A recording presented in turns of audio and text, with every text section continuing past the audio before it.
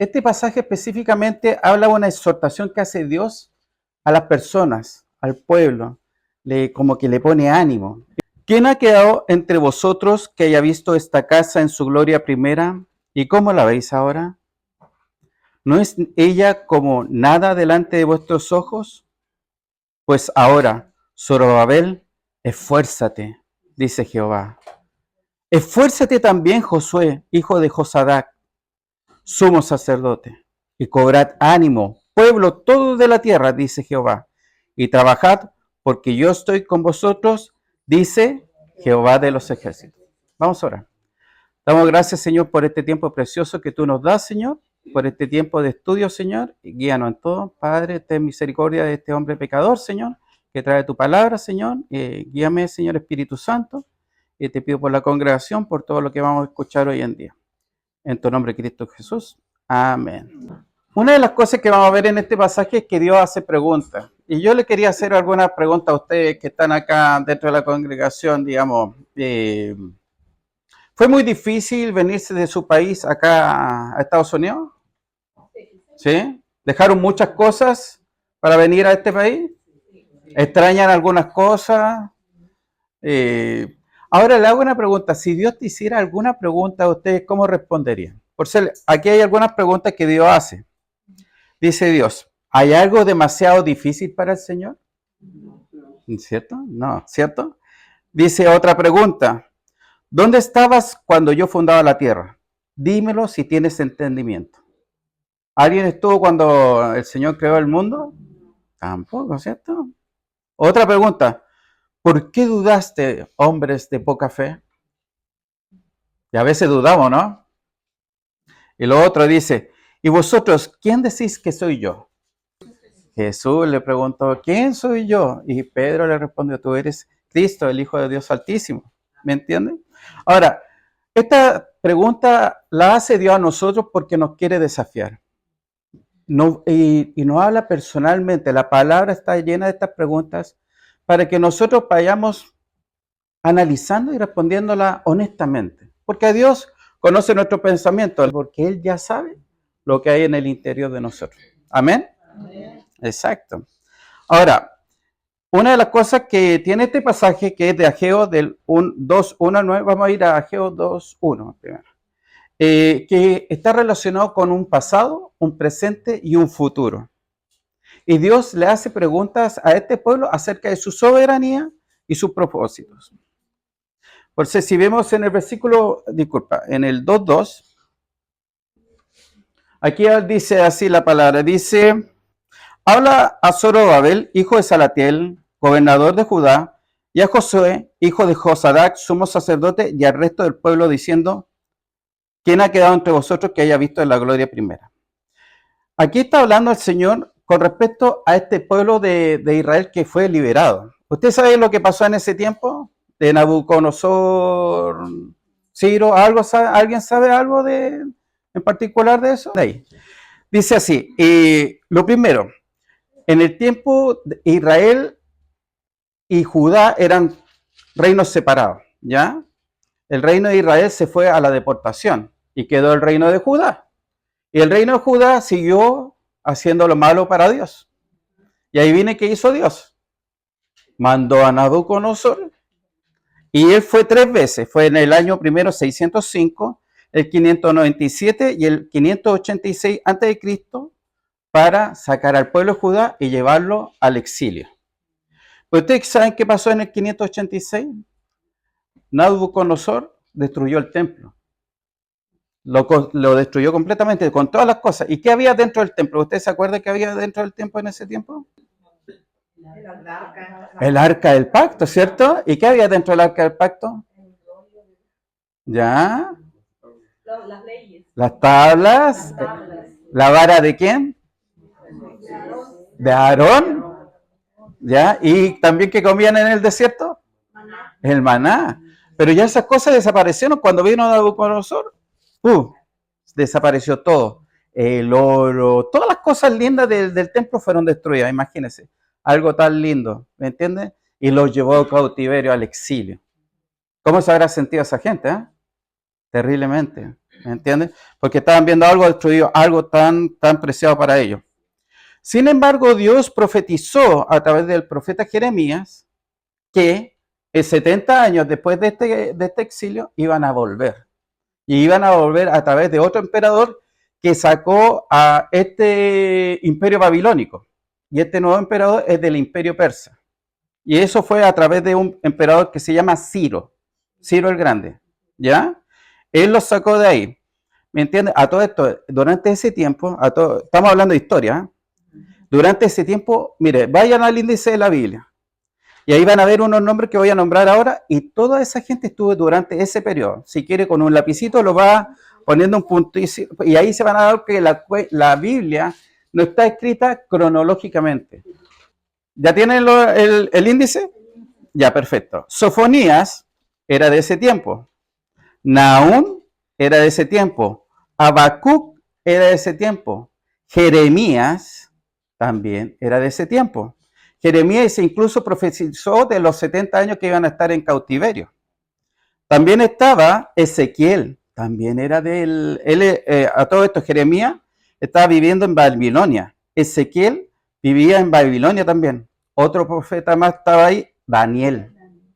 Daniel estaba ahí, él vivió en Babilonia y en Persia. Y bueno, y tenemos el profeta que vamos a leer hoy día, que es Ageo, junto con Zacarías. Jeremías 25:11. Entonces ya Dios le estaba profetizando a través del profeta Jeremías que cuando se fueron al exilio a Babilonia, Dios ya iba a mandar un libertador. Y ese libertador iba a ser Ciro. Esdras 5:1. Ambos profetas a los judíos que estaban en Judá y en Jerusalén, en el nombre del Dios de Israel, quien estaba sobre ellos. Amén. Entonces, como vemos, ya tenemos la parte histórica, ¿cierto? Nabucodonosor sacó en exilio a la gente de Judá, destruyó el templo, y después, 70 años después, alrededor de 70 años después, Dios puso a un emperador diferente del imperio persa para liberar al pueblo judío de esa esclavitud y le dio permiso para que volvieran a Jerusalén. Ahora, ¿estaba el templo en ese tiempo? No, ¿cierto? Lo había destruido. Vamos a leer Esdras 1:1. En el primer año de Ciro, rey de Persia, para que se cumpliese la palabra de Jehová por boca de Jeremías, despertó Jehová el espíritu de Ciro, rey de Persia, el cual hizo pregonar la palabra y también por escrito por todo su reino, diciendo. Y ahí él lo que hace es libera al pueblo judío de la esclavitud. Él le dice, vayan, construyan. Ahora, cuando hizo ese llamado, se fue Zorobabel, se fue Jesúa y se fue el pueblo. Eso está en Esdras 3:2. ¿Ve? Entonces vino todo este pueblo. Ahora, mire, le hago una pregunta. Esta gente que vivió por 70 años en el exilio, ¿usted cree que todos los judíos, cuando dijo Ciro, vayan, construyan su templo, ¿usted cree que fueron todos los judíos para allá? No, ¿cierto? Ya cuando pasas 70 años, hiciste casi toda tu vida ahí, tuviste tu hijo ahí, hasta nietos, ¿cierto? Y muchos judíos en ese tiempo decidieron, bueno, nosotros nos quedamos aquí en Babilonia, o sea, en Persia realmente, y dijeron, aquí construimos nuestra vida. Pero Zorobabel, Jesúa, que es un sacerdote, y alrededor de 50,000 personas decidieron volver al pueblo de Jerusalén. Allá llegaron y había ya gente viviendo en ese tiempo ahí, habían extranjeros. Y la otra cosa que traían esta gente, traían otro idioma. ¿Ustedes saben qué idioma traían esa gente de vuelta a Jerusalén? Hebreo, bueno, el hebreo lo mantuvieron, pero ¿qué otro idioma aprendieron allá en el exilio? ¿Ah? Arameo. Arameo. Entonces, cuando ustedes escuchan que Jesucristo hablaba en arameo, era porque en ese tiempo la gente que volvió del exilio hablaba arameo. ¿Les gustó ese dato? Bueno, se acabó la predicación. Está bueno, a mí me encantó saber el dato porque arameo es un idioma diferente. Era de ese tiempo de los persas, digamos. De los persas, exacto. Pero bueno, porque incluso gente de que vive en el extranjero tiene que aprender el otro idioma. ¿Cuál es el idioma acá?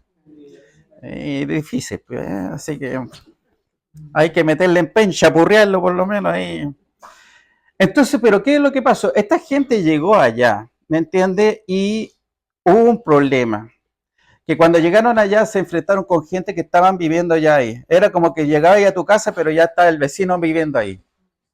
Y no quería, obviamente, no te va a pasar el lugar para vivir.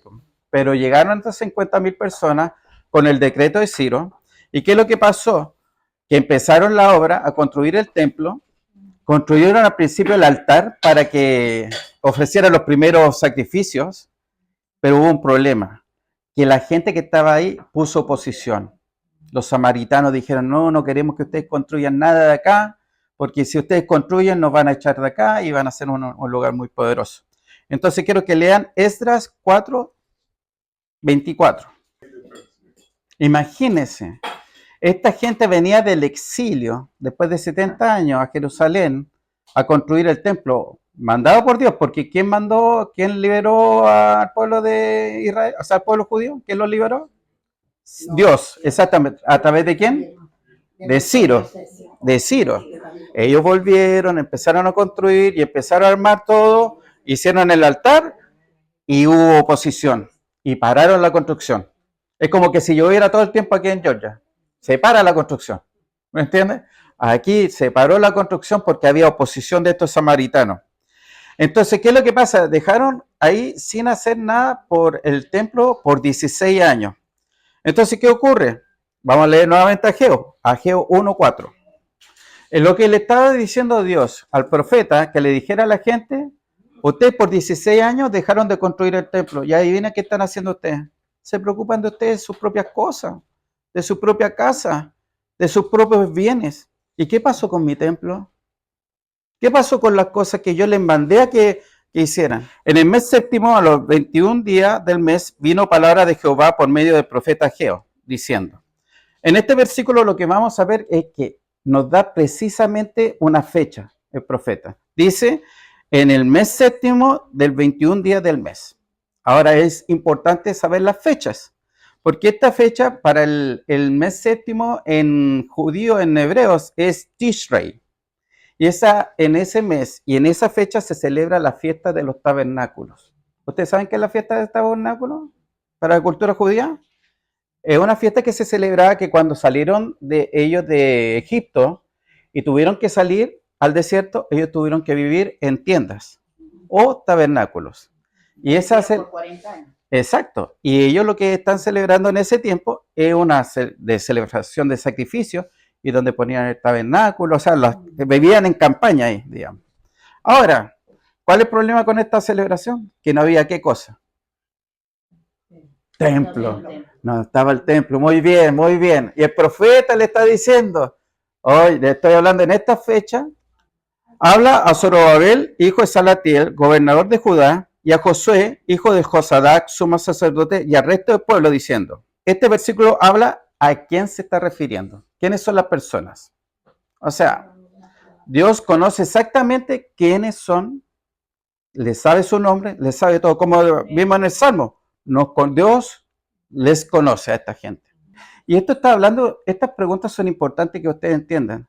Dios le está preguntando a ellos, la perspectiva de ellos. Le está mirando que ustedes se pongan, bueno, denme a ustedes cómo se sienten al ver aquí el templo. Él le pregunta, ¿quién ha quedado vosotros que haya visto esta casa en gloria primera y cómo la veis ahora? Había gente de edad en ese tiempo que había visto el templo, el primer templo. Ya, claro, en toda su gloria. Y cuando pasaban esa gente de edad, miraban el templo y como que se sentían tristes. ¿Sabe que incluso cuando empezaron a construir el templo, había gente que gritaba de alegría y había gente que gritaba de dolor? Porque se acordaban del primer templo. ¿Me entiendes? Y el Señor les dice, esa es la perspectiva de ustedes. ¿Me entiendes? La otra pregunta dice, ¿no es nada delante de vuestros ojos? Y fíjese que Dios le está poniendo algo fuerte a las personas, ¿cierto?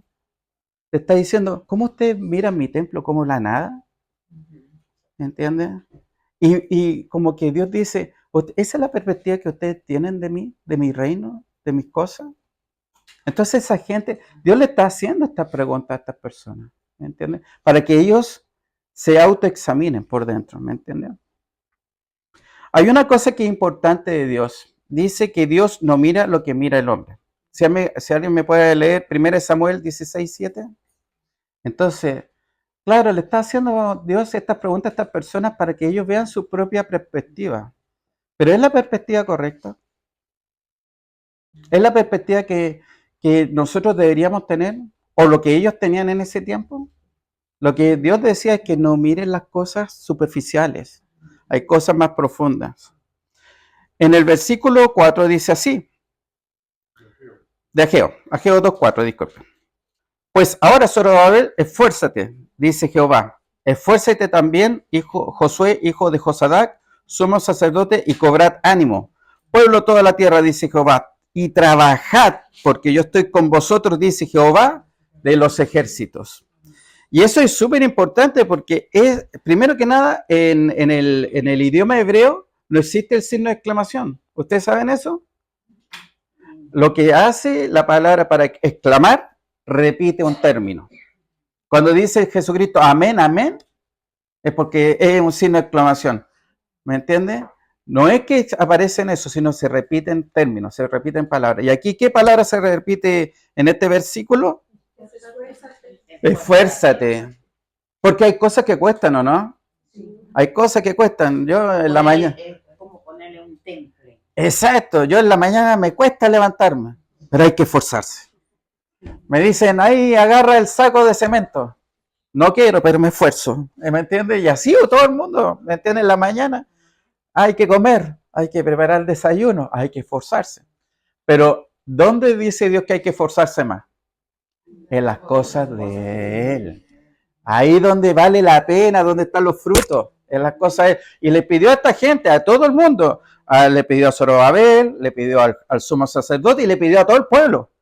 Esfuércense. ¿Y quién le dice eso? Jehová de los ejércitos. ¿Ustedes saben cómo se llama eso en hebreo? Se llama Yahvé Sabaoth. Yahvé Sabaoth, que es el nombre de Dios de los ejércitos. ¿Y sabe qué es importante entender esto? Que Dios es el Dios soberano de toda la tierra. Ese es el Dios de los ejércitos. No es cualquier... A veces nosotros decimos, no, señorcito, todo. No, es el Dios de los ejércitos. Es poderoso. Él mueve reino, Él mueve imperio. Él está en control de todas las cosas. El mundo no se le ha ido de las manos a Dios. Hoy por hoy, ¿quién cree que Dios está más cerca de llegar? Que Cristo venga. Amén. Están ocurriendo cosas, sí, el mundo está volviéndose loco, pero Dios, el de los ejércitos, viene ya. Así que hay que estar preparados. Según el pacto que hice con vosotros cuando saliste de Egipto, así mi espíritu estará en medio de vosotros. No temáis. Que Dios le recuerda un pacto. Le recuerda el pacto a esta gente, porque esta gente a veces se le olvida quién es Dios. ¿Me entiendes? Ven el templo, no. Yo soy Jehová de los ejércitos y yo tengo un pacto con ustedes. Yo los liberé de los egipcios, yo los liberé también de los babilonios. Yo los libero y yo tengo un pacto de amor. ¿Quién siente que Dios le ama? Dios es amor. Nunca nos falla, ¿cierto? Entonces, y a esa gente tampoco nunca les falló. La gente se rebelaba, claro, tuvo que venir el castigo, pero nunca lo abandonó. ¿Me entiendes? Eso es lo que uno tiene que entender. Lo otro que es importante, que muestra el carácter de Dios, le dice, no teman.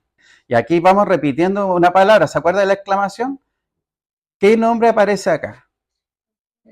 Dios de los ejércitos. Eso, en este pasaje se repite más de 5 veces. Usted sabe que la palabra Dios de los ejércitos aparece también en los libros de Jeremías, en otras partes del Antiguo Testamento, y muestra la soberanía de Dios. Y aquí hay exclamación. ¿Quién está diciendo todas estas cosas? Dios de los ejércitos, Jehová de los ejércitos. Y eso es importante entender.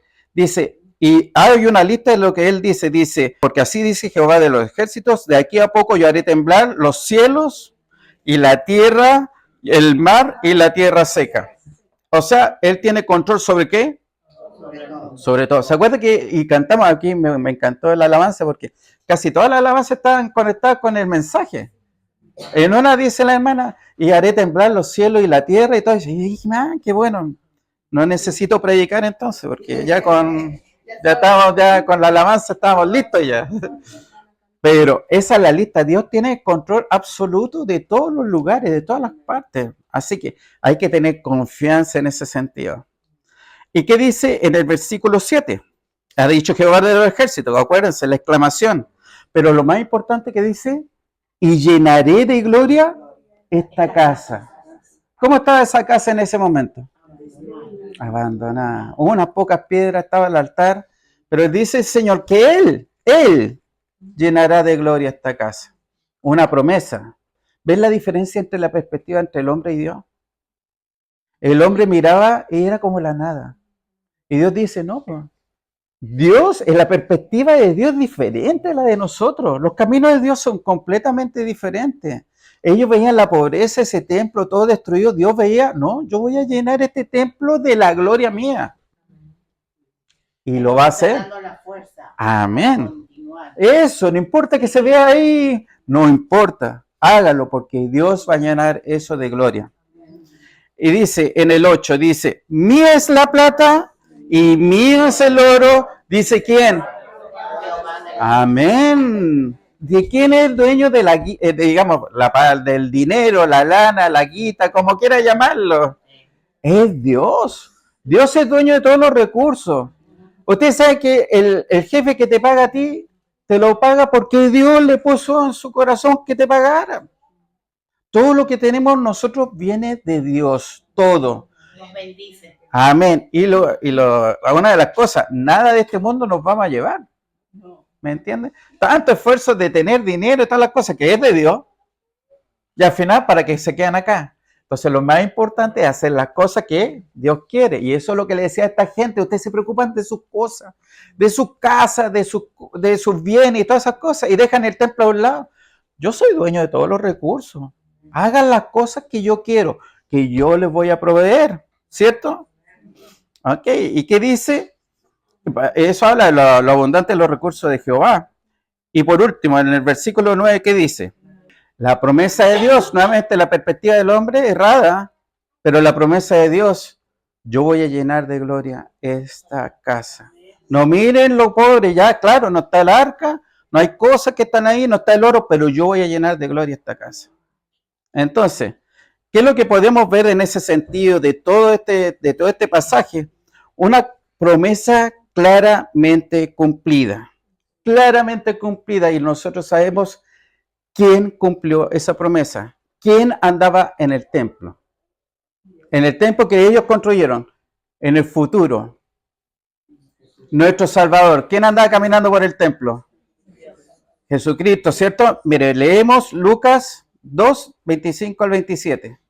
Un hombre llamado Simeón, y ese hombre justo y piadoso esperaba la consolación de Israel, y el Espíritu Santo estaba sobre él, y le había sido revelado por el Espíritu Santo que no vería la muerte antes que viese al ungido del Señor. Y movido por el Espíritu vino al templo, y cuando los padres del niño Jesús lo trajeron al templo para hacer por él conforme al rito de la ley. Amén. Entonces, ¿quién trajo la gloria al templo? Jesús. ¿Y Jesús es más grande que el arca? ¿Más grande que el oro? ¿Más grande que el bronce? ¿Más grande que todo ese edificio? ¿Quién estaba dando la gloria a ese templo? Era el mismo Dios, Jesucristo, aquí en la tierra. Se estaba cumpliendo esa profecía del Antiguo Testamento, estamos hablando de siglos atrás, se cumplió a través de Jesucristo. Otro pasaje muy lindo, Lucas 2, del 46 al 47. Aconteció que 3 días después se hallaron en el templo, sentado en medio de los doctores de la ley, oyéndoles y preguntándoles. Y todos los que le oían se maravillaban de su inteligencia y de sus respuestas. Amén. ¿Quién estaba hablando con los doctores de la ley? ¿Quién estaba llevando la gloria al templo?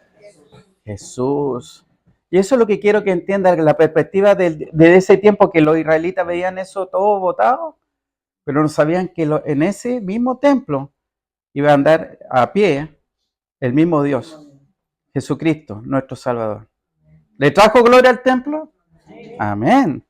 Y Cristo hizo todo el ministerio y subió varias veces al templo.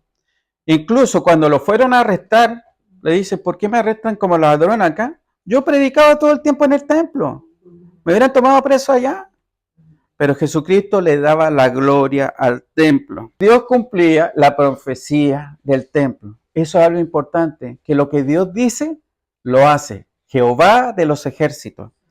Ahora, la pregunta de hoy en día, le hago esta pregunta a usted. ¿Dónde está el templo? Entre nosotros. El templo somos nosotros. Ya el templo de Israel, ¿sabe qué pasó con el templo de Israel? Cristo profetizó, este templo será destruido. Y en el año 70, el emperador romano Vespuciano lo destruyó, su hijo Tito, lo destruyó completamente. Y hasta el día de hoy no hay templo. Hay un muro que se llama el muro de los lamentos. Es el mismo muro de ese templo. Pero ya no está el templo. Ya no hay sacrificio, ya no hay nada de eso, porque entonces los judíos como que quedaron abandonados de ese viejo pacto. Porque hay un nuevo pacto, un sacrificio eterno a través de ¿quién? De Jesucristo. ¿Me entiendes? Y el templo, el nuevo templo que existe hoy en día, somos nosotros. Que leamos 1 Corintios 3:16. Somos el templo de Dios. En el templo de Herodes de ese tiempo, o sea, en el templo que estaba ahí, ¿quién era el que le daba la gloria a ese templo? Jesucristo. Jesucristo caminaba dentro del templo y le daba ¿qué? La gloria al templo. ¿Quién le da la gloria al cuerpo humano? Al cuerpo del cristiano, mejor dicho. Al templo. Exacto, el Espíritu Santo que mora en nosotros. Así que nosotros debemos entender que nosotros somos el templo y que el Espíritu Santo mora en nosotros. Ahora, quiero hacerle una pregunta porque, fíjese, ya vimos que anteriormente el templo tenía el arca, se destruyó, vino Dios y le dijo, construyan este templo porque yo voy a darle la gloria, y Cristo le trajo la gloria al templo, ¿cierto? A este nuevo templo. Se destruyó ese templo, ahora nosotros somos el templo viviente. Y ahora quiero que hagamos esta pregunta. ¿Usted cree que Dios nos va a decir a nosotros, ustedes se preocupan mucho de sus cosas y no se preocupan de ir y buscar otras personas para que sean templo mío? Hay algunas preguntas que nos hace Dios a nosotros con respecto a decir, Él dice, mío es el oro y la plata. Dice, buscar primeramente. O sea, si nosotros hacemos las cosas que Dios nos pide, la perspectiva de Dios, y no nuestras cuentas, todas las cosas que nosotros a veces pasamos tanto tiempo y nos preocupamos de llevar templos para Cristo, ¿usted cree que Dios no nos va a proveer? ¿Me entiende? Dios hace una pregunta y dice, ¿por qué ponemos nuestras cosas y nuestros bienes como prioridad en nuestra vida? Él dice, buscad primeramente el reino de Dios y su justicia. Él es fiel y su amor nunca fallará. Y por último, les voy a decir el mandato más claro que existe en el Evangelio, que es Mateo 28, del 19 al 20.